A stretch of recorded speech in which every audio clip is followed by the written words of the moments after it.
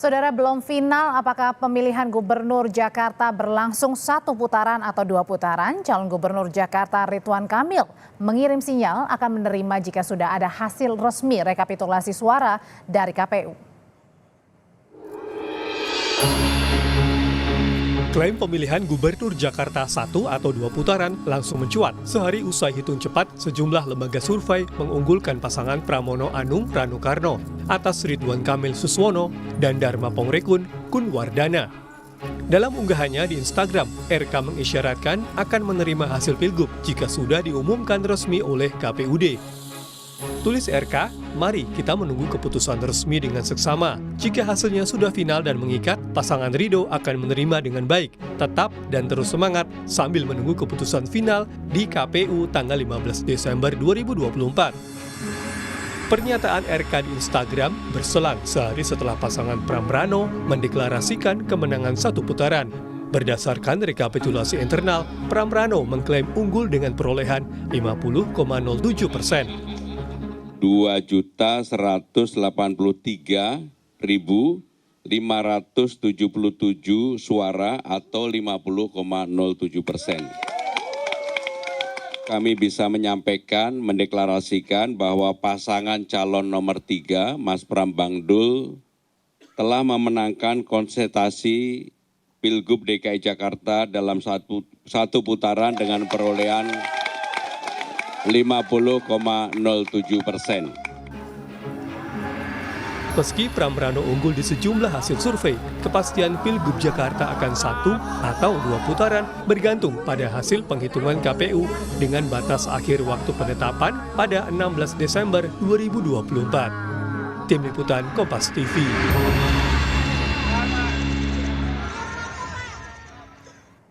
Saudara, meski belum ada hasil resmi rekapitulasi suara dari KPUD Jakarta, pasangan Pramono Anung Rano Karno unggul hitung cepat di sejumlah lembaga survei dari pasangan Ridwan Kamil Suswono dan Dharma Pongrekun Kunwardana. Apa sebenarnya faktor yang membuat Pramrano ini berhasil mengungguli RK Suswono? Dan apa pula faktor yang membuat RK Suswono bisa disalib oleh Pramono Rano? Sudah ada sore hari ini dengan Ketua DPP PDI Perjuangan Deddy Sitorus, Ketua DPW PKB Jakarta Hasbiullah Ilyas, dan juga Direktur Eksekutif LSI Jayadi Hanan. Selamat sore Bapak-Bapak.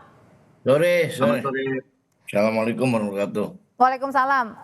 Bang Deddy, jadi kalau dihitung-hitung nih, dilihat-lihat, sebenarnya faktor apa sih yang paling terasa sehingga Mas Pram dan juga Bang Rano ini unggul dari dua paslon lainnya? Ya, kalau kita lihat ya, faktor-faktor kan tentu tidak ada faktor yang single determinan faktor gitu. Artinya tidak faktor tunggal, tapi resultan dari banyak faktor. Yang kalau kita ikuti ke belakang misalnya sejak munculnya pencalonan Ridwan Kamil, itu penolakan masyarakat Jakarta dimulai dari yang namanya Jackmania dan sebagainya kan cukup kencang ya.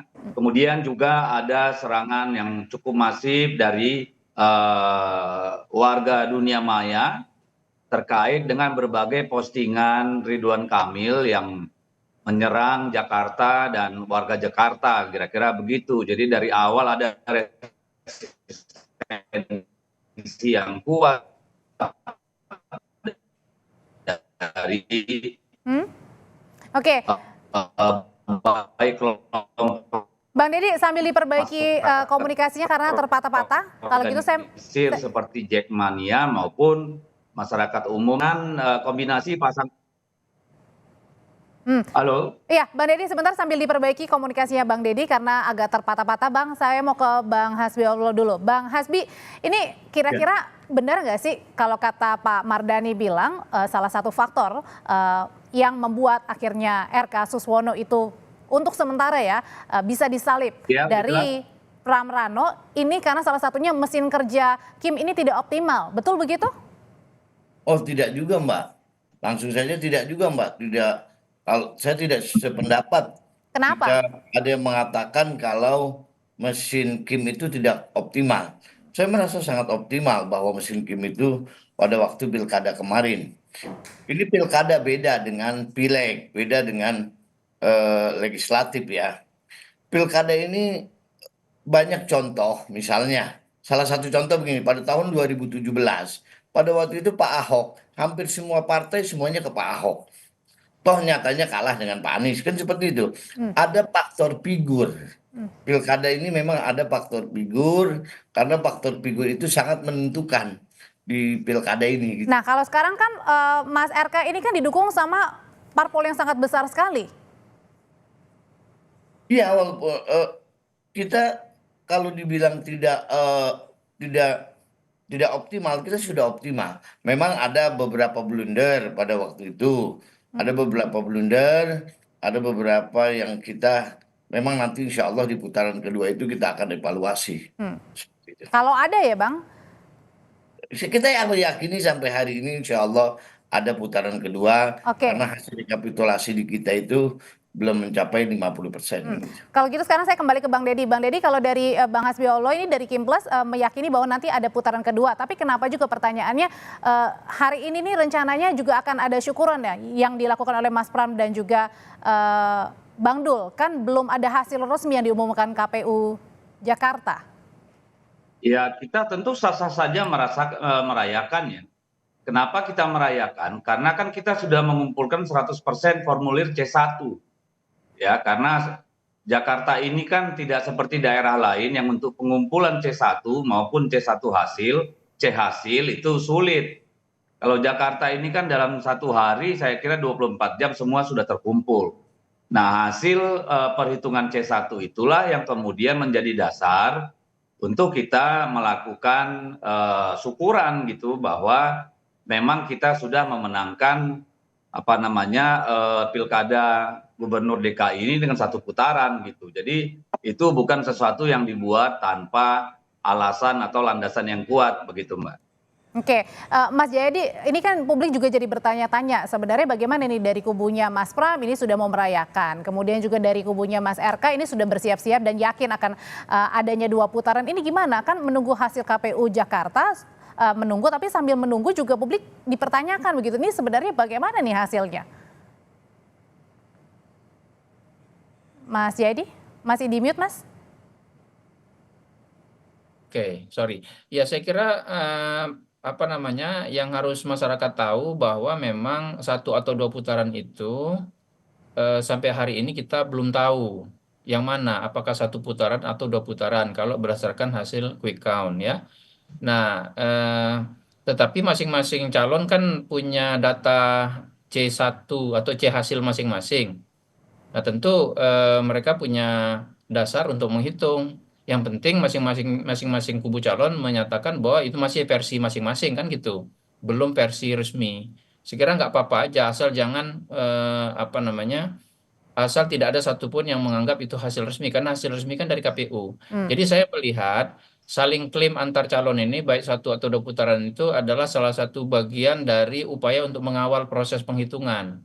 Itu. Jadi kita anggap itu sebagai partisipasi. Dan saling klaim itu juga tidak apa-apa karena mengawal tadi itu Mas Jai. Iya boleh aja asal jangan berlebihan gitu, berlebihan sehingga asal harus ada catatan. Saya lihat masing-masing calon walaupun mengklaim kan masih punya catatannya. Sambil menunggu hasil resmi dari KPU, kita yakin kita menang gitu kan. Itu kalau kubu Pramrano, kubunya Bang Hasbi kan sama. Sambil menunggu hasil resmi KPU, kita yakin 1 putaran kan gitu kan. Jadi belum absolut klaimnya. Kalau dinyatakan seperti itu, saya kira ya boleh-boleh aja karena memang kenyataannya belum ada penghitungan resmi. Penghitungan bandingan berupa quick count itu tidak bisa menyimpulkan apakah 1 putaran atau 2 putaran. Jadi mau tidak mau terjadi klaim seperti itu dan ya itu dimungkinkan. Oke, Bang Deddy kembali lagi menyambung ke pertanyaan yang awal tadi karena sempat patah-patah pada saat saya bertanya. Jadi faktor yang paling kuat itu di mana? Karena ketokohannya Mas Pram, Bang Dul kuat atau lebih kepada Mas Anies dan juga Pak Ahok yang ada di belakang yang kemudian mendukung pasangan 03? Tadi saya kan menyampaikan bahwa tidak ada single determinan faktor ya, artinya tidak ada faktor tunggal yang mengabaikan faktor-faktor lain. Kemenangan Pramono Anung itu adalah resultan dari banyak faktor. Di awal tadi saya menyebutkan bahwa ketika nama Ridwan Kamil muncul itu banyak penolakan dari masyarakat. Baik masyarakat yang berkelompok seperti Jackmania maupun masyarakat yang bersuara netizen-netizen di dunia maya. Itu sangat gencar sekali kan di awal-awal pencalonan kepastian Pak Ridwan Kamil muncul gitu loh. Lalu yang kedua kita melihat bahwa kombinasi pasangan Pramono Anung dan Rano Karno ini blending yang cukup bagus gitu. Kita ketahui bahwa Mas Pram ini kan sudah malang melintang dalam politik cukup lama dan bervariasi jabatannya, pernah di legislatif, pimpinan partai, sampai menteri sekretaris kabinet gitu kan.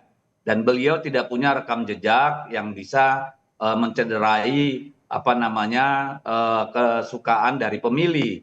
Sementara Bung Rano juga begitu. Bung Rano pernah gubernur di Banten, dia public figure yang cukup kuat, bintang film, lalu anggota DPR, kan begitu nih. Jadi ada banyak faktor, kemudian ditambah dengan misalnya masuknya dukungan tokoh-tokoh seperti Pak Anies Baswedan. Nah, kalau gitu saya tahan dulu sampai di sana Bang Deddy. Kalau gitu pertanyaan selanjutnya ke Bang Hasbiollah, benarkah karena tadi didukung oleh pasangan 03 adalah didukung oleh Jackmania sehingga juga membuat salah satunya faktor RK dan juga Soswono ini untuk sementara bisa disalib? Nanti Bapak-Bapak akan menjawabnya, tetaplah bersama kami di Kompas Petang. Anda masih bersama kami di Kompas Petang, Bang Deddy. Jadi selain analisa yang tadi Bang Deddy katakan, apakah juga benar bahwa sementara unggul Mas Pram ini dari dua rivalnya ini juga karena warga juga melihat Mas Pram ini jauh dari bayang-bayang Pak Jokowi yang kemudian Pak Jokowi ini mendukung pasangan RK Soswono? Ya kalau itu kan mungkin harus survei ya Mbak ya, artinya subjektif kalau saya mengamini atau menidakkan pendapat seperti itu gitu. Jadi agak sulit saya kalau merespon itu. Tapi yang pasti kan kalau kita melihat kan Jakarta ini mayoritas pemilihnya kan memang well educated, well informed, kan kira-kira seperti itu. Dan pemukimannya sangat padat gitu, sehingga memang semakin intensif, semakin terorganize dan sistematis itu pemenangannya, kampanyenya tentu akan memberikan hasil yang lebih maksimal seperti itu ya. Seperti yang dialami ketika Ahok walaupun secara popularitas, elektabilitas sudah bagus, tetapi karena begitu masifnya pada waktu itu dan ada isu besar yang kemudian menenggelamkan Ahok, kan akhirnya kalah gitu. Jadi variabelnya sangat banyak Mbak, tapi kalau dari sisi kami saya kira apa yang saya sudah sampaikan tadi itu bisa mewakili apa yang menjadi analisa kami begitu Mbak. Oke. Kalau dari Bang Hasbi sendiri Bang, kira-kira kalau untuk menakar lebih lebih di bawah begitu ya suara dari RK begitu, ini salah satu, ini berarti bisa disebabkan bahwa jangan-jangan dukungan dari Pak Jokowi ataupun Pak Prabowo ini tidak sekuat dengan dukungannya Mas Anies nih? Memang begini Mbak, kalau kita berkaca Pilpres misalnya, pada waktu itu faktor Pilpres suara Anies di DKI Jakarta itu sangat besar. Dan kekalahan Pak Anies pada waktu itu kalau kita mengajak ke belakang, itu setelah suara dari luar negeri masuk ke DKI Jakarta. Memang ada imbas suara Anies itu ada efek untuk Rano dan Mas Pram di Pilkada 2024. Tapi memang kalau kita lihat masyarakat Jakarta ini beda dengan masyarakat yang lain. Masyarakat Jakarta ini masyarakat yang sangat realistis, masyarakat yang sangat coba kita lihat di hasil survei itu kan sampai 3 hari mau memasuki pilkada itu masih 7% yang belum menentukan pilihan. Nah ini di akhir mereka baru menentukan pilihan. Meskipun tingkat partisipasinya juga paling kecil ini ya? Paling kecil, ini hampir 60% partisipasi pilkada ini terkecil dibanding pilkada-pilkada sebelumnya. Nah ini yang mesti kita evaluasi nanti di putaran kedua, karena saya masih yakin ada di putaran kedua kok. Oke, Mas Jayadi, sebenarnya kalau kita lihat kan kalau dari faktornya Pak Jokowi begitu ya di Jawa Tengah akhirnya menang begitu. Tapi kemudian di Jakarta ini sebaliknya nih, yang unggul adalah pasangan 03. Sebenarnya menakar kekuatannya ini bagaimana kalau dilihat ya benarkah misalnya yang paling kuat sekarang adalah dukungannya Mas Anies ini sehingga Mas Pram ini bisa unggul sementara? Ya kalau dukungan Pak Jokowi, sebegini, dukungan tokoh itu yang besar seperti Pak Jokowi, Anies, Ahok dan sebagainya itu pasti punya dampak positif dan dampak negatif. Ya, potensial loss, potensial gain ada. Nah, dampak positif dari dukungan Pak Jokowi itu dugaan saya adalah untuk mensolidifikasi para pemilih Prabowo Gibran kemarin di DKI. Jumlahnya sekitar 40%-an, gitu kan? Hmm. Nah, tetapi pada saat yang sama ketika Pak Jokowi mengendorse mengendorse RK, di RK itu kan banyak pemilih Anies. Nah, umumnya pemilih Anies itu kan anti Jokowi. Jadi para pemilih Anies terutama yang non PKS yang masih mikir-mikir untuk atau pemilih Anies yang juga PKS itu bisa jadi karena adanya dukungan Jokowi ke RK itu mereka malah pindah. Mungkin saja pindahnya belum tentu ke Pram Rano ya. Bisa jadi pindahnya ke Dharma Kun sehingga Oke. Dharma Kun misalnya meningkat suaranya. Begitu. Oke. Jadi endorsement itu tidak selalu bersifat positif gitu. Nah, di sisi lain seperti yang kita bahas tadi, dukungan pemilih dari partai-partai Kim itu tidak bulat gitu atau tidak solid, terbelah itu. Oke. Kim itu kan Dan itu ini terasa ada dua dari kandidat. hasil sementara ya setidaknya ya? Ya, ini kalau di exit poll, saya Baik. punya hasil exit poll itu Baik. kan di Kim ini kan ada partai Kim, ada Singkat, Mas partai Yai. Plus kan. Nah, partai Plus itu kan ada 3 di sini, PKB, Nasdem sama PKS. PKB sama Nasdem di catatan saya Bang Hasbi ya, itu yang dukung Pram Rano lebih banyak tuh pemilih PKB. Pemilih PKB itu sekitar hampir 50% milih Pram Rano. Pemilih Nasdem juga begitu, sekitar 50% memilih Pram Rano. Pemilih PKS malah terbelah, tidak solid mendukung RK Suswono. Oke, Jadi, baik. sedangkan pemilih PDIP solid sekitar 70% mendukung Pram Rano. Jadi ada ketidaksolidan dari dukungan. Oke, ada ketidaksulitan pemilih partai Kim. Untuk dukung di Kim Plus untuk pemenangan di Pilkada Jakarta. Kalau gitu saya mau singkat ke bapak-bapak, ke Bang Hasbi dan juga Bang Deddy. Kalau misalnya kita berandai-andai, kalau misalnya ada 2 putaran, ini katanya nampaknya udah bersiap-siap juga nih untuk merangkul Dharma Pongrekun Kuwardana. Betul begitu Bang Hasbi, Bang Deddy? Oh iya. Ya, saya kira tidak hanya dari Dharma Pongrekun ya, yang tadinya mirip Ridwan Kamil pun kita harapkan juga bisa berpindah ke Mas Pram kalau 2 putaran gitu. Jadi apapun itu kami meyakini bahwa dari C1 yang kami punya, kami juga kan tidak mau mempermalukan diri merayakan sesuatu yang kami belum punya landasan etis yang yang kuat gitu ya. Jadi kami nggak mau berandai-andai ada putaran kedua, kecuali ada sesuatu yang di luar kemampuan kami untuk menanganinya. Berdasarkan C1 yang kami punya, ini sudah 1 putaran dimenangkan oleh Mas Pram dan Mas Rano. Oke, Bang Hasbi. Iya, kita andai kata nanti ada putaran kedua berdasarkan C1 yang kita miliki sampai hari ini memang belum tuntas kita hitung ya. Kita akan merangkul dari Dharma Kun, pemilih-pemilih Dharma Kun, dan juga memang lebih intensif lagi turun ke bawah. Calon kita akan kita lebih intensifkan turun ke bawah untuk sekarang sudah intensif, sudah sering lah turun ke bawah itu. Sudah maksimal. Kita akan lebih maksimalkan lagi. Baik, Bang Hasbi terima kasih, Bang Deddy terima kasih, Mas Jai terima kasih, selamat sore semuanya. Sore, Terima kasih Bang Deddy.